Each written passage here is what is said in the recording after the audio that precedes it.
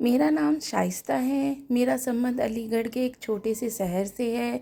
मैं एक आम सी शक्ल सूरत की लड़की हूँ, जिसके ख्वाब बहुत ऊंचे ऊंचे हैं। मेरा दिल चाहता है कि मैं अपने एक छोटे से घर में निकल कर एक बड़े से महल में रहूँ। मुझे पूरा यकीन था कि मेरा यह ख्वाब एक दिन ज़रूर पूरे होंगे। मेरे 4 भाई बहन हैं और मैं उनमें सबसे बड़ी हूँ। मेरे पिता एक छोटी सी नौकरी करते हैं और मामूली सी तनख्वाह है। मैंने सोचा अब बड़ी होने के नाते अपने पिता का हाथ बाँटना चाहिए। इसीलिए मैंने इंटर करने के बाद छोटी मोटी नौकरी करने की कोशिश की। मगर आजकल तो बेचारे एमए बीए पास लड़के भी बिना जॉब के फिर रहे हैं। तो मेरे इंटर किए की क्या हैसियत थी। फिर मुझे किसी ने मशवरा दिया कि कोई हुनर सीख लो, तब ही कुछ कमा सकोगी। मैं 2-3 साल प्राइवेट स्कूल में धक्के खाने के बाद मैंने एक पार्लर में काम सीखना शुरू कर दिया, ताकि उसे से कुछ पैसे कमा सकूं। दिन के वक्त मैं पार्लर में काम करती थी और शाम को कुछ बच्चे ट्यूशन पढ़ने आ जाते थे, तो गुजर बसर हो जाती थी। हमारा एक छोटे से इलाके में था और काम सीखने शहर में एक पार्लर में जाती थी। इस तरह आने जाने में बहुत किराया लग जाता था। मैंने टाउन के पास ही किराए पर घर ढूंढना शुरू कर दिया। खुशकिस्मती से कम किराए पर मुझे एक घर मिल गया और हम सब वहाँ शिफ्ट हो गए। मैं बड़ी लगन से काम सीख रही थी और मेरी पार्लर वाली दीदी मुझे बहुत खुश थी। उनका कहना था कि एक दिन बड़ी मेकअप आर्टिस्ट बनूंगी। एक दिन मैं काम से वापस आ रही थी कि रास्ते में एक औरत को देखा जो तेज तेज सांस ले रही थी। शायद उसे सांस लेना नहीं आ रहा था या पता नहीं कोई और मसला था। मैंने इधर उधर मदद के लिए देखा, लेकिन उस वक्त गली सुनसान थी, आसपास कोई और न था। मुझे समझ नहीं आ रहा था कि क्या करूं। उस औरत ने इशारे से पानी मांगा, तो मैं भागकर पिछली गली से लगे फिल्टर से उस औरत के लिए पानी ले आई और उसे पानी दिया। पानी पीकर उसकी तबीयत थोड़ी संभली तो मैं उसे सहारा देकर अपने साथ घर ले आई। उस औरत ने बताया कि वह रोज़ाना उस वक्त सैर करने करीबी पार्क में जाती थी। आज भी सैर करने निकली थी कि अचानक चक्कर आ गए। वह मुझसे कहने लगी कि बेटी, तुम्हारा बहुत बहुत धन्यवाद, तुमने मेरी मदद की। मैंने कहा, आंटी धन्यवाद की ज़रूरत नहीं है, यह तो मेरा फ़र्ज़ था। उस औरत ने अपने बारे में बताया कि वो एक अमीर ख़ानदान से संबंध रखती है। उसका सिर्फ एक ही बेटा है और पति का आसरा हुए स्वर्गवास हो गया। वह काफ़ी देर बैठी मेरी अम्मी से बातें करती रही। कुछ देर में वो अपनी और मम्मी पक्की सहेली बन गई। कुछ देर बाद उस औरत ने उसका ड्राइवर लेने आ गया तो वह चली गई। उसके बाद अक्सर वह औरत हमारे घर आने जाने लगी। एक दिन वह आंटी आई तो बहुत परेशान लग रही थी। मेरी मम्मी ने उनसे उनकी परेशानी की वजह पूछी तो बहुत दुख भरे अंदाज में कहने लगी कि मेरा एक ही बेटा है और उसकी ज़िंदगी को लेकर मैं बहुत परेशान हूँ। मेरी मम्मी ने पूछा, क्यों बहन, ऐसा क्या हो गया तुम्हारे बेटे के साथ? तो वह आंटी कहने लगी कि इतनी दौलत होने का क्या फ़ायदा जब मैं अपने बेटे की खुशियाँ ही नहीं खरीद सकती। मैं तो अपने बेटे की खुशियाँ देखने के तरस गई हूँ। अब तो मुझे भी हसरत हुई ही मामला क्या है। मैंने आगे होकर पूछा कि आंटी बताइए तो सही, क्या हुआ है? तो वो औरत कहने लगी कि मेरा बेटा जिससे भी शादी करता है वह लड़की उसी रात तलाक लेकर अपने मायके चली जाती है और न जाने मेरे बेटे पर क्या क्या गंदे गंदे इल्ज़ाम लगाती है। अब तो लोग भी कि जीन नहीं देते, कहते हैं कि तुम्हारे बेटे को अब कोई अपनी बेटी नहीं देगा। मैं उसी वजह से बहुत परेशान रहती हूँ। मुझे आंटी की कहानी सुनकर अफसोस हुआ। मम्मी भी इस आंटी की तसल्ली देते हुए कहने लगी, तुम फिक्र ना करो, तुम्हें बेटे को बड़ी अच्छी लड़की से शादी होगी। कुछ दिन बाद वह आंटी फिर हमारे घर आई तो बड़ी दुखी थी। मुझसे रहा नहीं गया तो पूछा कि आंटी अब क्या हुआ। वह बेचारी रोने लगी कि क्या बताऊं, मैं अपने बेटे की वजह से बड़ी परेशान हूँ। कल फिर उसकी मंगनी टूट गई। हाय मैं क्या करूँ, काश भी जीते जी अपने बेटे की खुशियाँ देख सकती। अब तो मैंने उसकी शादी के ख्वाब ही छोड़ दिया है। शायद उसकी किस्मत में ही नहीं है। मुझे आंटी पर बड़ा तरस आया। मैंने कहा कि मैं आपके बेटे से शादी करूँगी। आंटी को यकीन न आया। कहने लगी, क्या तुम सच कह रही हो? क्या तुम वाकई मेरे बेटे से शादी करोगी? मेरी मम्मी यह सुनकर हड़बड़ा गई और उन्होंने आंखों ही आंखों में इशारा किए कि मैं मना कर दूं। मगर मैंने आंटी को यकीन दिला दिया कि मैं बहुत जल्द उनके बेटे से शादी कर लूँगी। वह बहुत खुश होकर गई थी। मम्मी ने आंटी के जाने के बाद मुझे बहुत डांटा कि ज़रूर उसके लड़के में कोई मसला होगा, वरना हर लड़की उसे छोड़ क्यों देती। तुमने शादी के लिए हाँ क्योंकि कोई तरस खाने की ज़रूरत नहीं थी। मैंने दुख से कहा कि मैंने उस औरत पर बहुत दुख पर अपने घर वालों पर तरस खाया है। उसने शादी करूँगी तो कुछ नहीं, कम से कम हमारे हालात तो ठीक हो जाएंगे।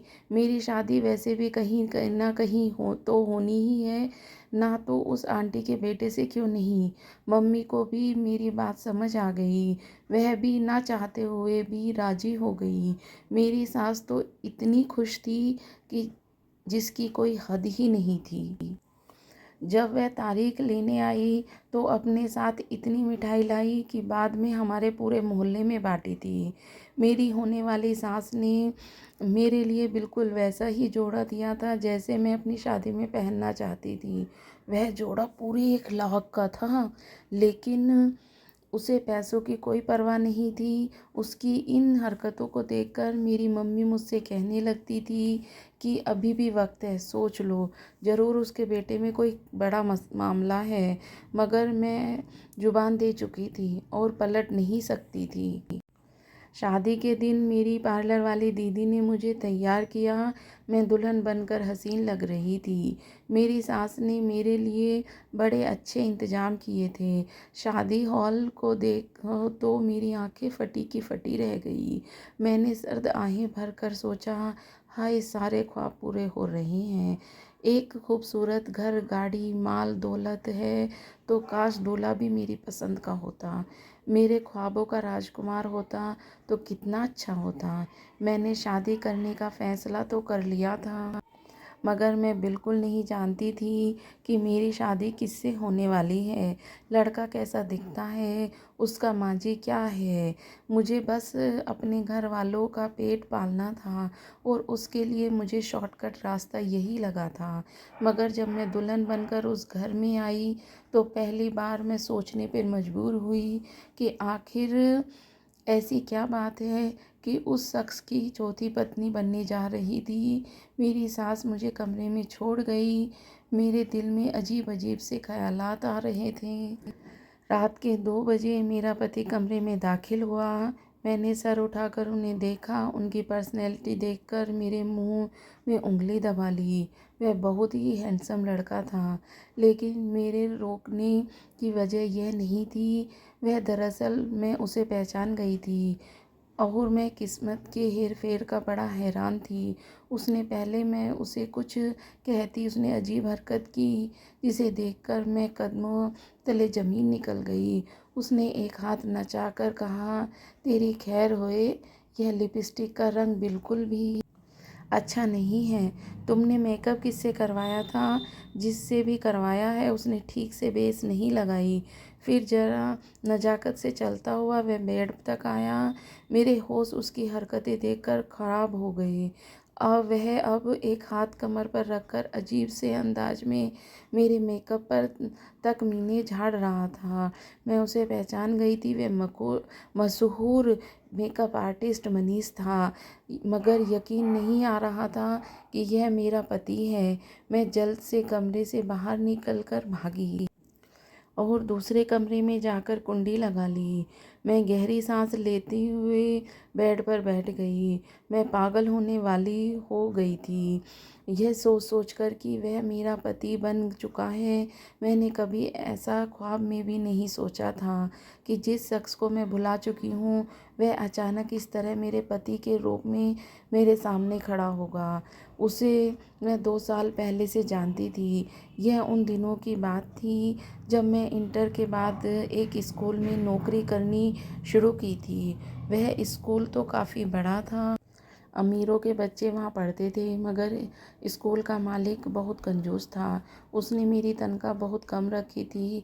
3,000 की तनख्वाह आटे में नमक के बराबर थी, मगर कुछ न होने से मैंने बेहतर समझा कि इसी को ही किस्मत का लेखा जोखा जान लिया जाए। यूँ मैं स्कूल जाने लगी।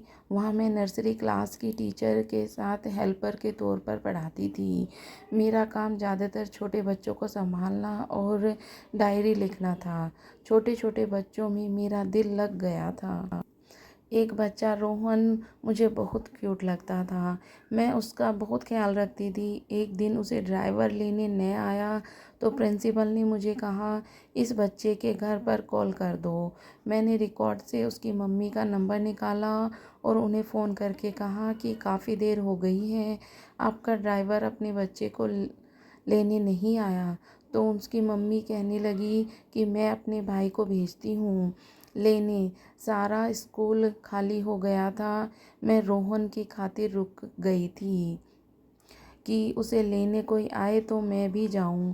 उस बच्चे को मैं अकेला छोड़कर नहीं जा सकती थी। आधे घंटे बाद रोहन के मामा उसे लेने आया। मैं उसको देखकर दंग रह गई। वह बहुत ही हैंडसम था। मैंने उसको गेट पर ही देखा था। उसने अपने भांजे को गाड़ी में बिठाया और चला गया। अगले दिन मैंने रोहन से पूछा, उसे कौन लेने आया था? वह कहने लगा, वह मेरे मामा जी हैं और उनका नाम मनीष है। मुझे रोहन का मामा बहुत अच्छा लगा था। मैं उसे दोबारा देखना चाहती थी, उससे बात करने को, लेकिन कभी हिम्मत ही नहीं होती थी। एक दिन बच्चों के पेरेंट्स मीटिंग थी और उस दिन मेरी तबीयत बहुत ख़राब थी, इसीलिए मैं न जा सकी और मैंने छुट्टी कर ली। अगले दिन मैं स्कूल गई, तभी साथी टीचर हंसते हुए मुझसे कहने लगी, तुम्हें पता है कल रोहन की मीटिंग के लिए कौन आया था?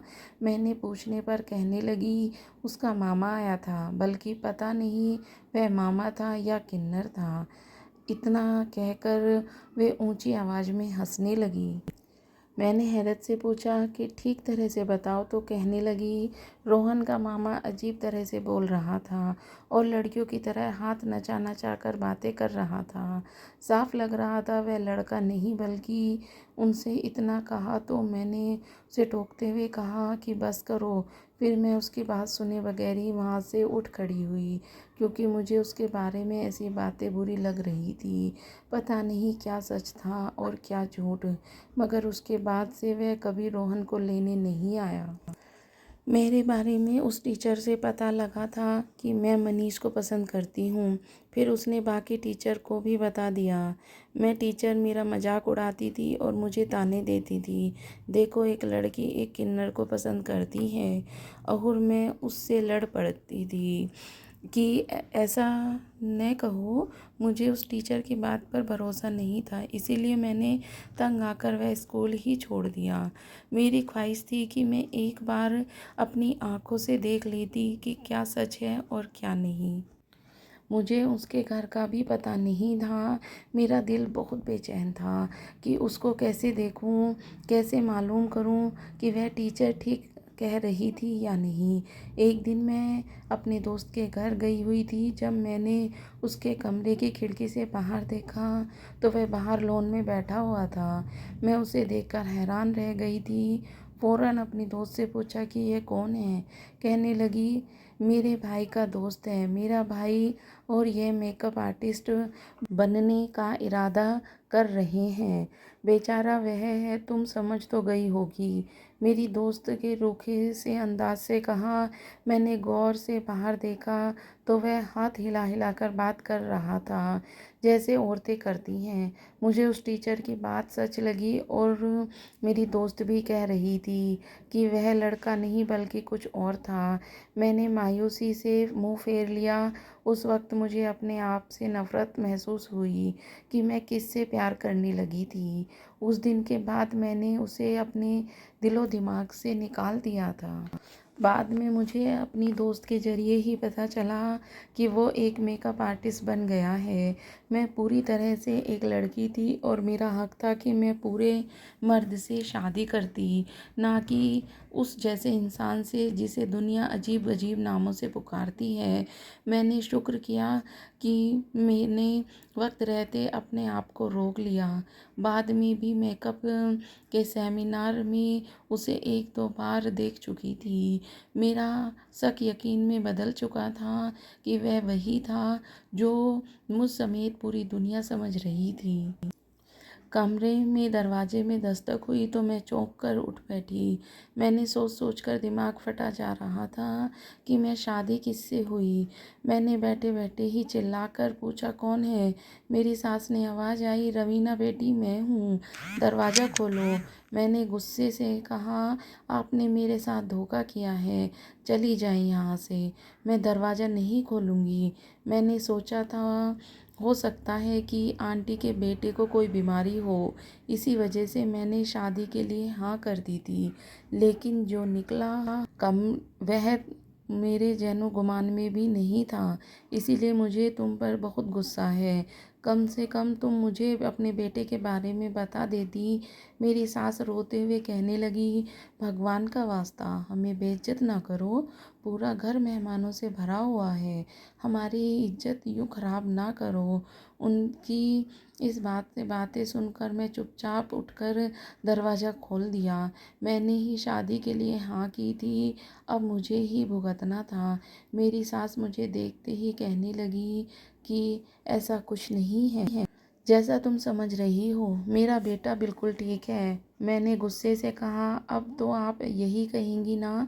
मैंने शादी से पहले अपनी सास के सामने शर्त रखी थी कि वह मेरे ख़ानदान को एक घर लेकर देंगी और अब उसने मेरी शर्त मान ली थी।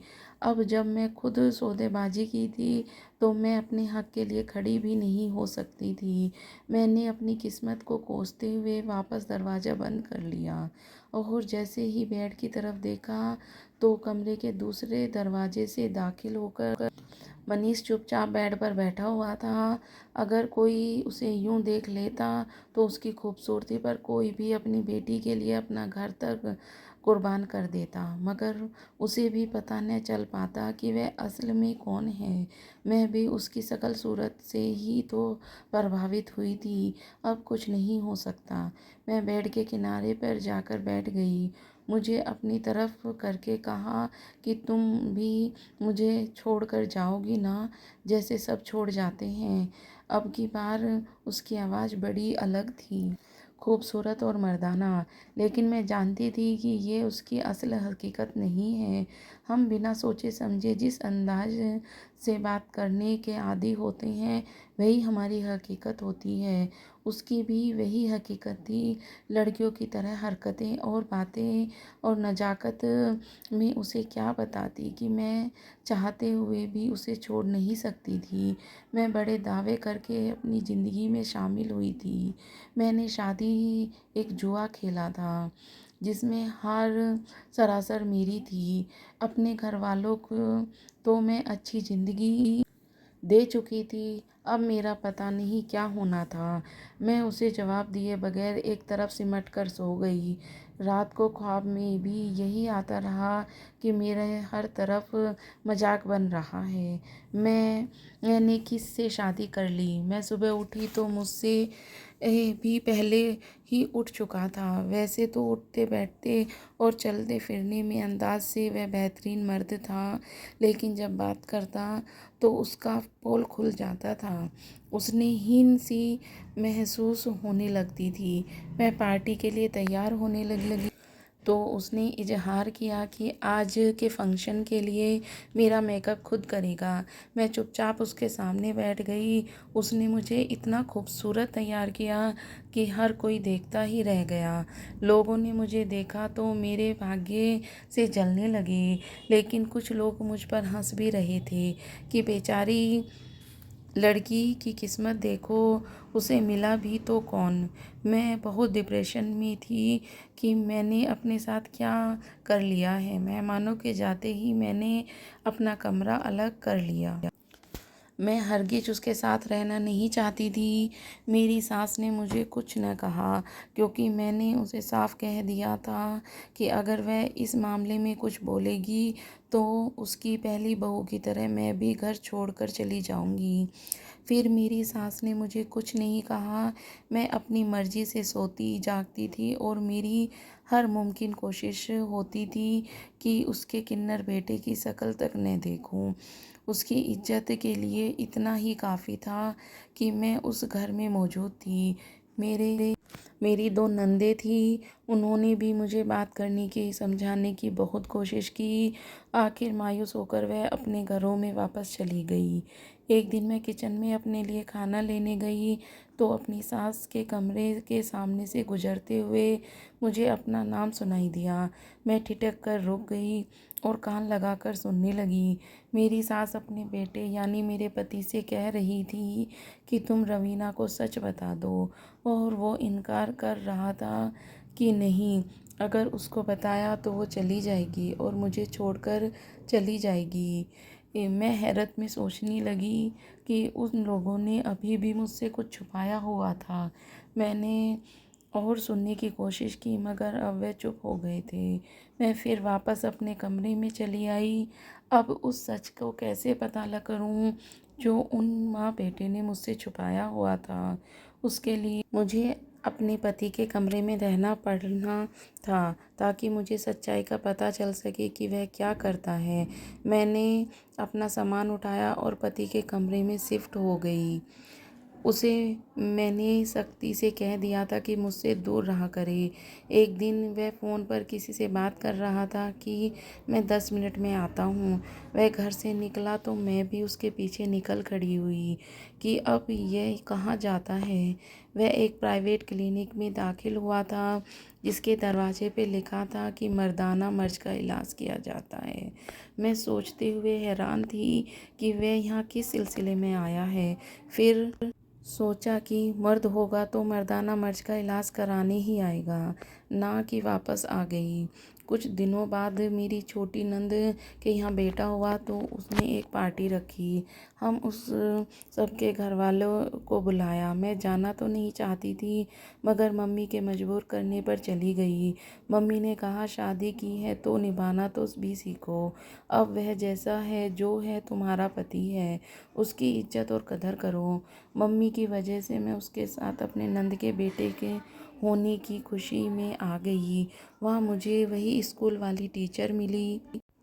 उसने जब मुझे मनीष के साथ देखा तो भरी महफिल में मुझे बेइज्जत करने लगी कि आखिर तुमने इस किन्नर से शादी कर ही ली, तुम वैसे इसी के काबिल थी।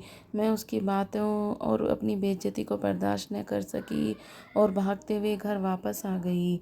मैं रोते हुए कमरे में आ गई। वह भी मेरे पीछे पीछे कमरे में आ गया और मुझे चुप कराने लगा। मैंने उसे तड़प कर कहा, यह सब तुम्हारी वजह से हो रहा है, तुम मेरे दर्द का अंदाज़ा नहीं कर सकते। वह उदास होकर कहने लगा कि तुम मुझसे ज़्यादा दुखी नहीं हो सकती, ना ही तुम मुझसे ज़्यादा दर्द उठाया होगा। मैंने अपना रोना भूलकर उससे पूछा कि इस बात का क्या मतलब है। तो कहने लगा, आज मैं तुम्हें सब सच बताता हूँ कि मैं कौन था और क्या हूँ। मुझे वो अपनी कहानी सुनाने लगा। मैं पैदा हुआ तो एक लड़की था। मेरे घर वालों ने मुझे बचपन से ही लड़की समझते थे। उन्होंने मुझे लड़कियों की ही कपड़े पहनाने शुरू किए और लड़की के तौर पर ही मुझसे व्यवहार रखा। मैं खुद को एक लड़की ही समझ रहा था, लेकिन लड़कियों के स्कूल में जाता था। मेरी सारी सहेलियां भी लड़कियां ही थी। मैंने 14-15 साल एक लड़की बनकर गुजारे, लेकिन फिर अचानक मुझे बदलाव आना शुरू हो गए। मेरी आवाज़ भारी और चेहरे पर मूंछ दाढ़ी निकलना शुरू हो गई। मैं बहुत परेशान हो गया। मेरे घर वालों के लिए यह हालत बहुत परेशान करने वाली थी और आखिर मैं परेशान होकर मेरे घर वाले एक जाने माने डॉक्टर के पास लेकर गए। तो डॉक्टर ने अजीब सी बात की। डॉक्टर कहने लगा कि मैं एक लड़की नहीं बल्कि एक लड़का हूँ। डॉक्टर ने मुताबिक ऐसे केस दुनिया में लाखों करोड़ों में बहुत कम होते हैं कि लड़की से ऑपरेशन करके कोई लड़का या लड़के से लड़की बन जाए। डॉक्टर ने मेरा अच्छे से चेकअप किया, उससे मेरा ऑपरेशन किया और यूं मैं एक लड़की से लड़के में बदल गया। मेरे लिए यह बहुत मुश्किल वक्त था जो मैंने काटा। हर तरफ मेरा मजाक बनने लगा। मेरे दोस्तों यहाँ तक कि रिश्तेदारों तक ने मेरा साथ छोड़ दिया था। मेरी वजह से मेरे माँ बाप वह शहर छोड़कर यहाँ इस शहर आ गए। मैं कोई किन्नर या तीसरे जेंडर का नहीं हूँ। वह 14-15 साल जो मैंने एक लड़की बनकर गुजारे, बस उसी का असर मेरे अंदर बाकी रह गया, जिसकी वजह से कुछ हार्मोन्स का मामला हो गया। डॉक्टर का कहना था कि मेरी शादी हो जाएगी तो आहिस्ता आहिस्ता मैं ठीक हो जाऊंगा। अपने पति की कहानी सुनकर मेरी आंखों में भी आंसू आ गए।